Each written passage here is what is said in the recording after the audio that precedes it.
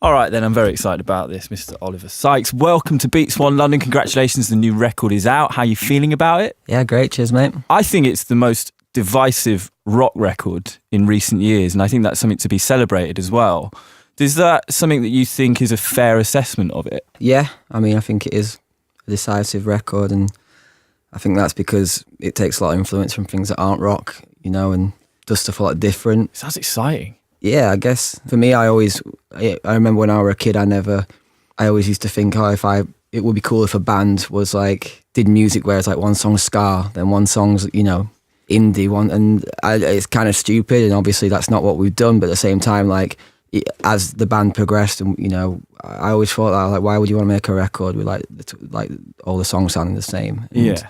But it's a journey, isn't it? Because obviously to get to this point, you've had to do everything else beforehand. Yeah. And I feel like what this record does, and the last one as well, in fairness, it breaks down all those barriers. Yeah, I mean, for us, we still want to be Bring the Horizon, and we still, want to do music that people are going to celebrate and stuff. And I think it just felt like we couldn't have wrote this record any sooner, because we were still finding our sound, and we were still, we always feel like we're gaining in popularity, like our last record, and the record before kind of saw us like almost like double in size and stuff. So yeah, you're one of the few bands who do that. You look at every single record that's been released, and I think it's done more, it's sold more, been played more than the last one. Yeah, it's quite rare for that to happen. Yeah, definitely. I mean, it's amazing for us because we get to actually go and play. Like our set now is just our last two albums. Do you know what I mean? Yeah. And it's not because we just want to play them and everyone else. It's like people. That's what people want to hear, and people want to hear our latest record, and that's awesome for us. So for us, we always want to make sure that the next one is the one we get to play everything from. Let's talk about some of these songs. Nihilist Blues is brilliant. Cheers, features Grimes. Mm-hmm. How does that happen? How do you hook up with Grimes?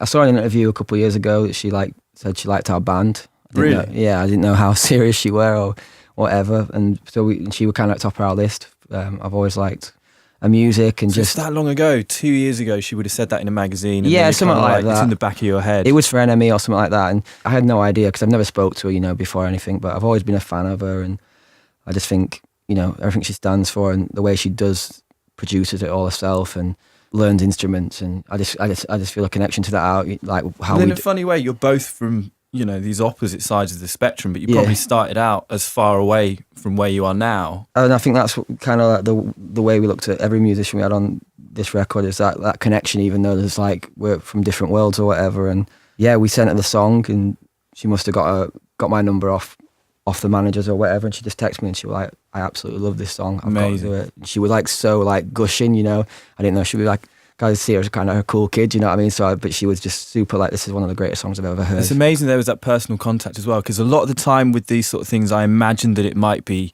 you send emails, but you never actually talk to the person. Well, we've never actually met yet, which sucks, but I'm sure we will. That's better than But she contributed loads to it and had loads, like, it didn't feel like just like a professional, I'll do this, give me some money, whatever. It was a really cool experience. And also for me, like, at that point when we were writing the record, we were in LA, we'd been working on the record for like 9 months, and we had just lost, all perspective at that point. Right. Like you do when you write an album. And it's like, when she was like giving it so much like love, and just, it kind of just reaffirmed my belief, like, yes, we're doing the right thing. That's amazing. Yeah, so it was really cool. You got to perform it. If you find yourselves on the same festival bills, you got to do that thing. Yeah, I'm dying to play that song. That's one of the first I want to play live. Where do you go next as a band from here? Do you think we'll see a follow-up quickly, or do you think it's going to be the kind of thing where it's 2-3 years down the line?